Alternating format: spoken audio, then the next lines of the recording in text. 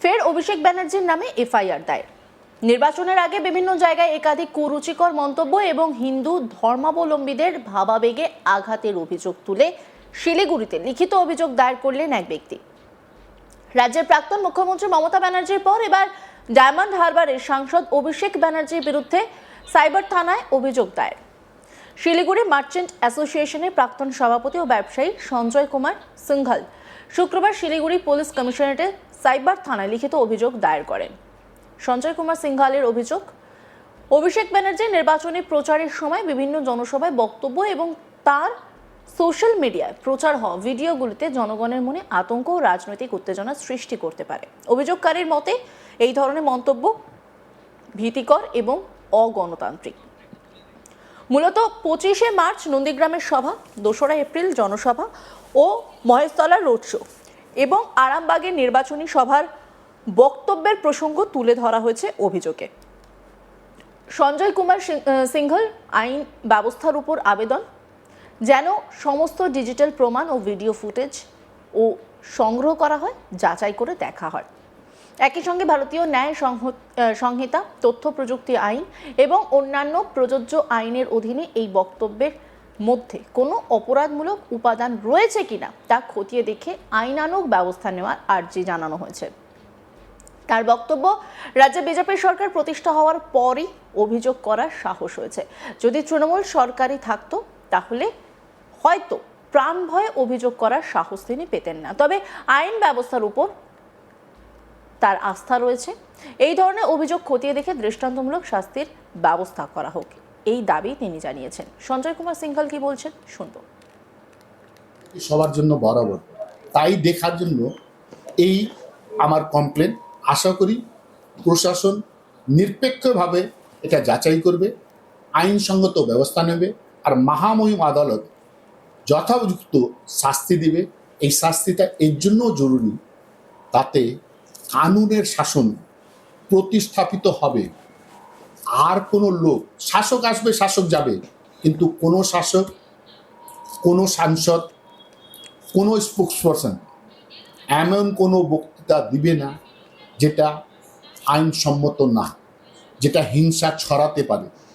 যেভাবে গাদা গাদা অস্ত্র পাওয়া যাচ্ছে, আপনি চিন্তা করে দেখুন, যদি 4 তারিখের পরে এই সরকার থাকতো তাহলে কি অবস্থা হতো। বারবার একটাই চ্যালেঞ্জ বললেন, মমতা জি উদার হ্যাঁ, मैं उदार नहीं हूँ, हम पिछली बार भी हारे थे, এবার কমান আমার হাতে থাকবে। Why you? Who are you? আপনার হাতে কমান কেন? কমান প্রত্যেক সময় আইনের হাতে থাকবে। দেখেন, আমি থানাতে গেছিলাম, থানা আমাকে বারণ করলো আর আমাকে প্রোটোকল বুঝলো যে সাইবার সেলে এটা কমপ্লেন হতে পারে। সাইবার সেলে যখন আমি কমপ্লেন নিয়ে গেলাম, সাইবার সেল যথারীতি আমাকে সুন্দর করে বুঝিয়ে বললে যে এভাবে কমপ্লেন দেওয়া যায় না, আপনাকে আইনসম্মত প্রুফগুলা দেখাতে হবে। তারপরে আমি নানা মিডিয়াম চ্যানেল থেকে যতগুলা লিঙ্কস ছিল ওগুলাকে সংগ্রহিত করলাম, ওগুলা উল্লেখ করলাম, ওনার বক্তৃতার উল্লেখ করলাম। ওনারা ওই সময় যাচাই করার জন্য 1-2টা ভিডিও চালায়ও দেখলেন। তারপরে ওনারা এটা আইনসঙ্গত নিয়েছেন। বক্তৃতা তো ওনার নানা রকম বক্তৃতা আছে আর সবগুলা ভরা প্রত্যেক চ্যানেল। কোন কোন বিষয়গুলোর উপরে বেশি জোর? আমার বিশেষ জোর ছিল হোম মিনিস্টারকে ওপেন চ্যালেঞ্জ, 12টার পরে কোন বাপের বেটা, জল্লাদ শব্দের উচ্চারণ সবচেয়ে বেশি আমার বুকে ব্যথা দিল। ওই বৈদ্যুতিক চুল্লির উল্লেখ, ডিজে এভাবে বাজবে যে কান ফেটে যাবে। সত্যি করে যদি বলি, না, আমি কমপক্ষে না। কিন্তু এবার ভোট একটা স্লোগানই হয়েছিল, ভয় আউট, ভরসা ইন। এই নিয়ে একটি রিপোর্ট তুলে ধরেছেন আমার কলিগ, দেখব।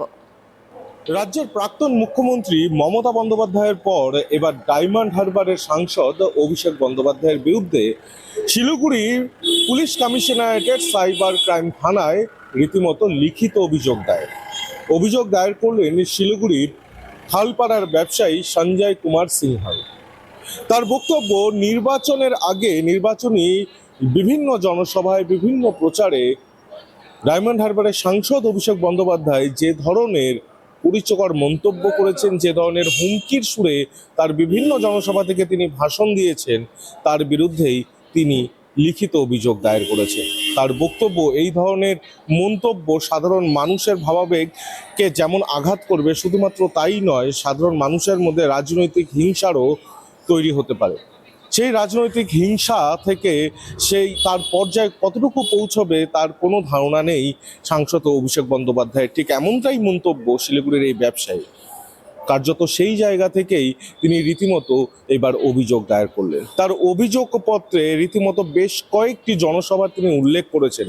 তার মধ্যে উল্লেখযোগ্যভাবে ফলতা বিধানসভায় তিনি যে জনসভায় গিয়েছিলেন, জাহাঙ্গীরের যে প্রস্তাব ছিল যে ফলতা জনসভায় একটি বৈদ্যুতিন চুল্লি গড়ে তোলার কথা, সেই প্রসঙ্গও তিনি টেনে তুলে ধরেছেন তার এই অভিযোগপত্রে। তার বক্তব্য, তিনি বৈদ্যুতিক চুল্লিকে কেন্দ্র করে অভিষেক বন্দ্যোপাধ্যায় যে ধরনের মন্তব্য করেছেন, যে নির্বাচনের পর অর্থাৎ 4 তারিখের পর তাদের সরকার অর্থাৎ তৃণমূল সরকার গঠন হওয়ার পর বৈদ্যুতিক চুল্লি অনেকের ক্ষেত্রেই কাজে লাগবে। ঠিক এই ঘটনার উল্লেখ যেমন তিনি তার অভিযোগপত্রে করছেন, অন্যদিকে আরামবাগের ঘটনার উল্লেখ করছেন, পাশাপাশি ডায়মন্ড হারবারের বিভিন্ন জায়গায় তার বিভিন্ন জনসভার উল্লেখ করছেন। তার কথায় তিনি যে ধরনের মন্তব্যগুলো করেছেন, সেক্ষেত্রে গোটা রাজ্য জুড়ে হিংসার পরিস্থিতি তৈরি হতে পারে।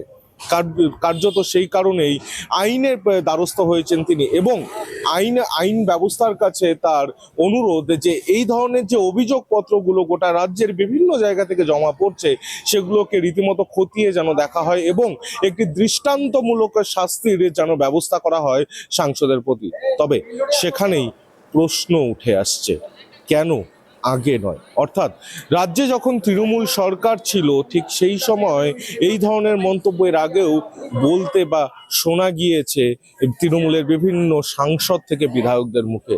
তাহলে সে সময় তিনি কেন কোনো রকম সাইবার ক্রাইম থানায় অভিযোগ দায়ের করলেন না? যদিও বা ব্যবসায়ীর স্পষ্ট মন্তব্য এই ঘটনাকে কেন্দ্র করে বা এই কথার পরিপ্রেক্ষিতে তিনি স্পষ্টত জানাচ্ছেন, সেই সময় যদি সাইবার ক্রাইম থানায় অভিযোগ জানাতে যেতেন, প্রথমত পুলিশ প্রশাসন তার এই অভিযোগ গ্রহণ করতেন না, এবং দ্বিতীয়ত প্রাণ ভয়। কার্যত রাজ্যে যখন বিজেপি সরকার মসনদে বসলো, রাজ্যে যখন বিজেপি সরকার প্রতিস্থাপন করলো, তারপরেই সেই ভরসার জায়গা থেকেই তিনি সাইবার ক্রাইম থানায় এই অভিযোগ দায়ের করছেন। এবং তিনি আশাবাদী, রাজ্যে বিজেপি যেভাবে সরকার পরিচালনা করছে, সেই জায়গায় দাঁড়িয়ে বিভিন্ন জায়গা থেকে যে ধরনের অভিযোগগুলো জমা পড়ছে, সেগুলো নিশ্চয়ই আইন ব্যবস্থা খতিয়ে দেখবে। ঘটনা শুধুমাত্র এখানেই থেমে থাকলো না। গত মাসেও শিলিগুড়ির এক আইনজীবী রিঙ্কি চ্যাটার্জি সিং, তিনি রীতিমতো রাজ্যের প্রাক্তন মুখ্যমন্ত্রী মমতা বন্দ্যোপাধ্যায়কে কেন্দ্র করে রীতিমতো 2টো লিখিত অভিযোগ দায়ের করেছেন এই সাইবার ক্রাইম থানায়। এখন দেখার বিষয়, যতগুলো সাইবার ক্রাইম থানায় এই ধরনের অভিযোগগুলো জমা পড়লো, তার কতদূর ব্যবস্থা হয়, কি আইনানুগ ব্যবস্থা গ্রহণ করা হয় রাজ্যের প্রাক্তন মুখ্যমন্ত্রী থেকে সাংসদ অভিষেক বন্দ্যোপাধ্যায়ের ওপর। অন্যান্য খবরে আপডেটের জন্য অবশ্যই নজর রাখুন আজ তাক বাংলার ইউটিউব স্ট্রিমিংয়ে। লাইক, কমেন্ট, শেয়ার এবং সাবস্ক্রাইব করতে ভুলবেন না।